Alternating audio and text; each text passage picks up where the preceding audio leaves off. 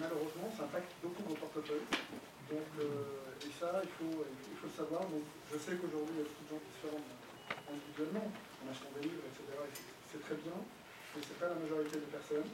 Donc, il vaut mieux investir en bourse si vous connaissez vraiment, vraiment les marchés, si vous avez bonne connaissance. Sinon, confiez votre argent à une banque. Et là, il faut avoir une relation de confiance aussi. Trouver le bon banquier, celui qui vous donne les informations, qui est transparent entre guillemets, hein, surtout, et qui cherche votre intérêt plus que le sien. Ce n'est pas le cas de toutes les banques aujourd'hui, et ça dépend de quel fonds d'investissement, on le sait. Il y a beaucoup de gens qui ont perdu beaucoup d'argent dans le passé. Donc, et c'est ça le plus important pour moi. C'est ne rentrer sur les marchés financiers que si on a une bonne connaissance. Et le deuxième élément très important, c'est que les marchés financiers aussi demanderont beaucoup d'investissement, donc beaucoup de temps. Donc si vous avez un travail à temps plein, il sera difficile de rentrer le soir tous les soirs, de passer 1 heure ou 2 pour faire votre analyse et regarder votre portefeuille. Et ça aussi, au départ on dit oui, on va le faire. Moi je suis professeur de finance, j'ai travaillé avant en banque d'affaires. Je n'ai pas de portefeuille aujourd'hui parce que je n'ai pas le temps de gérer tout simplement. Ça demande énormément de temps. Même si je me dis oui, avec toutes mes connaissances, je pourrais gagner un peu d'argent, mais je sais que je ne me consacrerai pas à surveiller, donc je vais perdre de l'argent, donc c'est pas la peine. Voilà.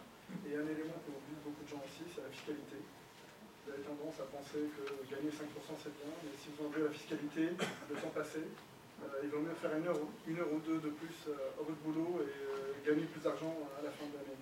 Donc ce sont beaucoup d'éléments aujourd'hui qu'il faut prendre en compte, et c'est ce qu'on fait nous dans une école. Le rôle, c'est de mettre en face, mettre les étudiants en face de ces problématiques et de prendre conscience, parce que ce sont les personnes qui vont gérer vos sous demain, et nous on essaie de faire en sorte qu'il y ait les meilleures formations. Donc entre autres on travaille aussi, on visite Euronext, l'AMF, l'autorité des marchés financiers, ils préparent la certification AMF pour connaître aussi un peu d'éthique et les règles à respecter pour une bonne gestion surtout. Voilà. Merci. Peut-être Benjamin Mauger, vous êtes le plus jeune des intervenants aujourd'hui, peut-être raconter un petit peu votre expérience, l'expérience que vous avez, puisque malgré votre jeune âge, vous avez déjà une certaine expérience sur les marchés. Je ne vous visais pas, Valérie Boise, rassurez-vous. Peut-être raconter un petit peu votre expérience aux différents spectateurs qui sont là, et puis aussi comment vous avez commencé à investir sur les marchés. Ok, alors mon expérience, elle a commencé en fait sur un jeu vidéo où il y avait un petit marché interne. Et j'ai remarqué un peu par intuition qu'il y avait des phénomènes récurrents, systématiques, qui s'opéraient sur ce marché. Et j'ai commencé à faire de l'argent fictif sur ce petit marché. Et après, j'ai découvert la bourse et j'ai vu que les comportements humains qui étaient sur ce jeu vidéo étaient les mêmes qu'on retrouvait sur la bourse. Et ça m'a permis de gagner plusieurs concours boursiers, comme les talents du trading, vous en avez sûrement entendu parler sur BFM Business, le Trading Day d'IG Market, le Trading Day qui après a été fait par FXM.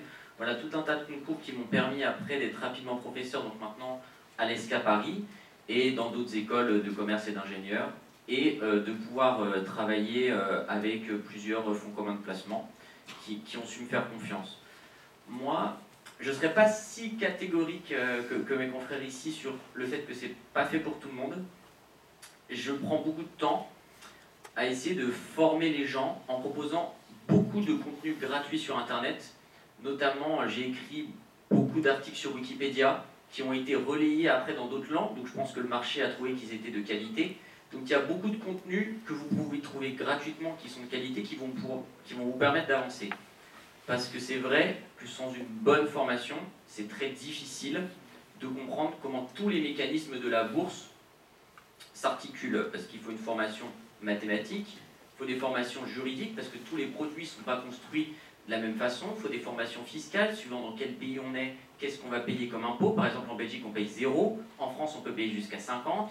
En Angleterre, c'est jusqu'à 20%. Donc, si on est un gros investisseur, savoir où on va se placer géographiquement, pouvoir optimiser, parce que si vous faites par exemple 50% en France mais qu'on vous prend la moitié, et ben peut-être qu'on aurait mieux fait de le faire en Angleterre où on aurait pris beaucoup moins.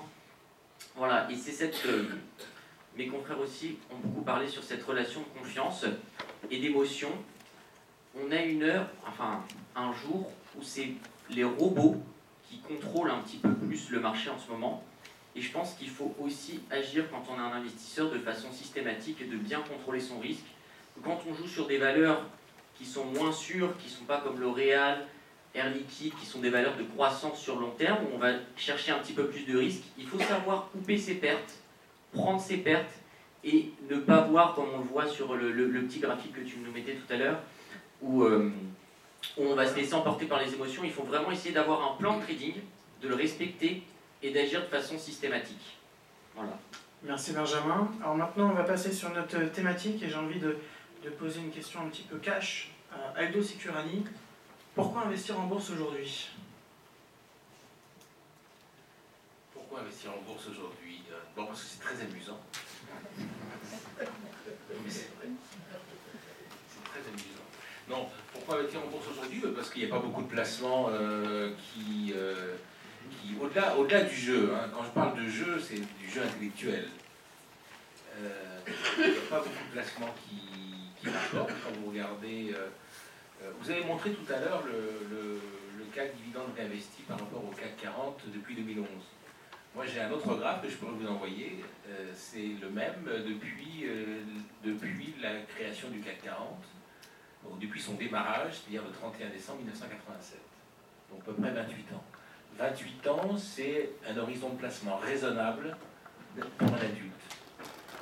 Il a fini ses études, il commence à travailler, il consacre le début de sa carrière à financer l'achat d'une résidence principale. C'est vers 30-35 ans qu'il va commencer sérieusement à se constituer une épargne financière. Sauf à faire du trading, ça c'est autre chose.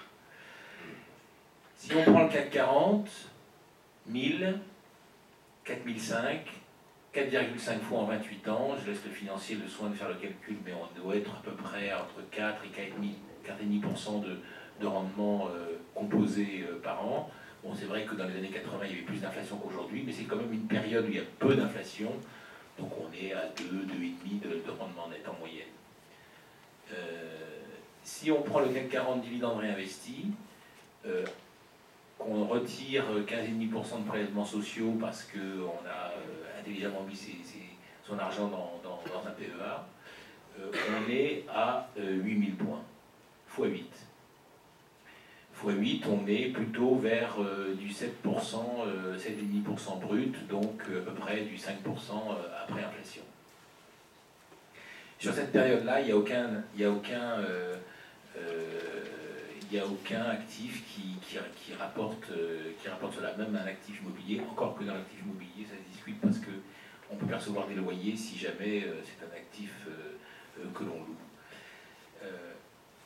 Maintenant, aujourd'hui, pour quelqu'un qui démarre, la démonstration est encore pire, parce qu'aujourd'hui, vous l'avez montré, sur les fonds en euros, sur les emprunts d'État, on est à des taux proches de zéro. Bon, les fonds en euros, vous avez cité 2015, mais en 2016, on sera sous les 2%.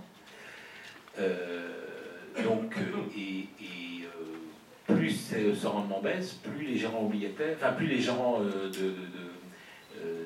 en assurance vie sont obligés d'aller chercher de la performance, même sur les fonds en euros, en prenant plus de risques.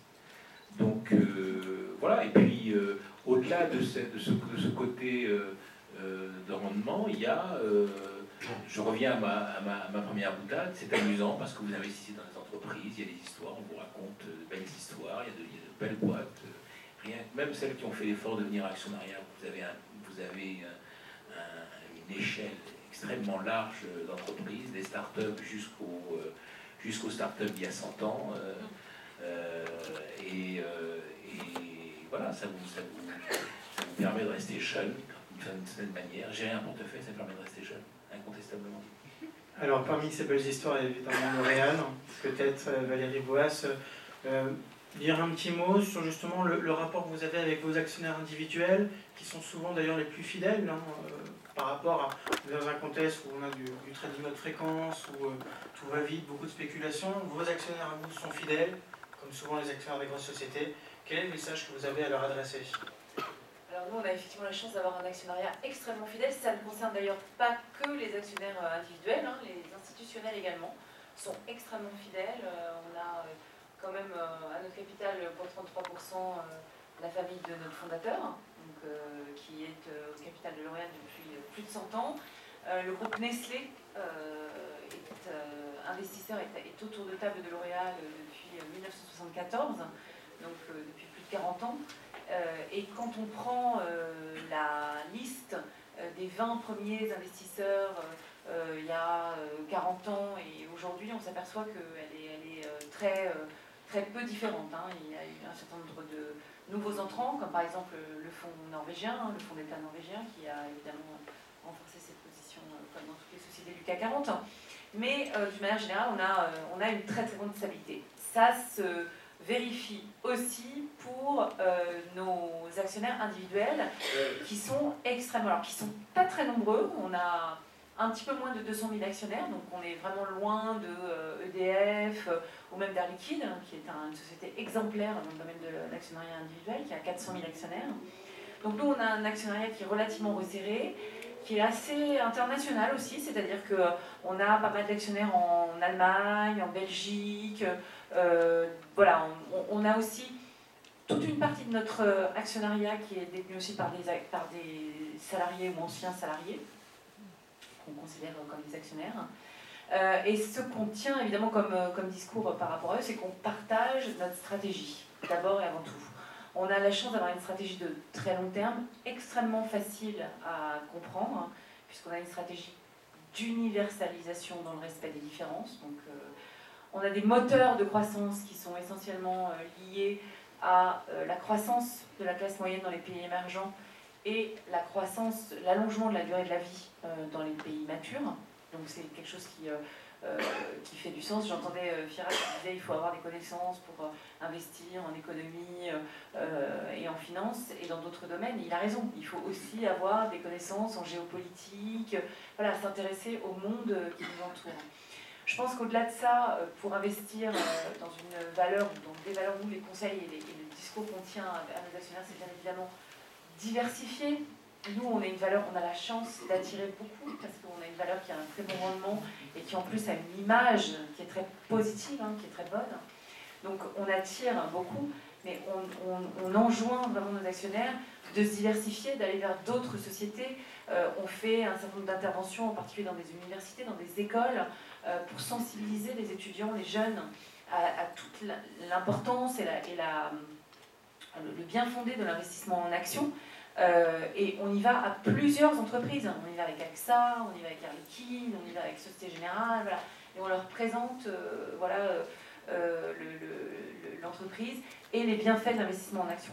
Je pense que l'investissement en action aussi, c'est quelque chose qui a une actualité nouvelle dans un contexte où les générations qui arrivent aujourd'hui sur le marché du travail ont très peu de certitude quant à leur retraite, sauf la certitude qu'elle sera bien moins généreuse que celles qui sont servies à leurs aînés aujourd'hui. Donc dans ce contexte-là, c'est très important de se prendre en main. On sait que peu ou prou, à plus ou moins long terme, il n'y a pas les leviers pour jouer sur l'allongement de la durée de la vie et de la durée des carrières ne sont pas immenses pour financer les retraites. On a l'allongement de la durée des cotisations. Il y a un moment où on va atteindre une limite. On ne va pas pouvoir demander aux gens de partir à la retraite à 70 ans, c'est pas possible. Donc il y a ce premier levier.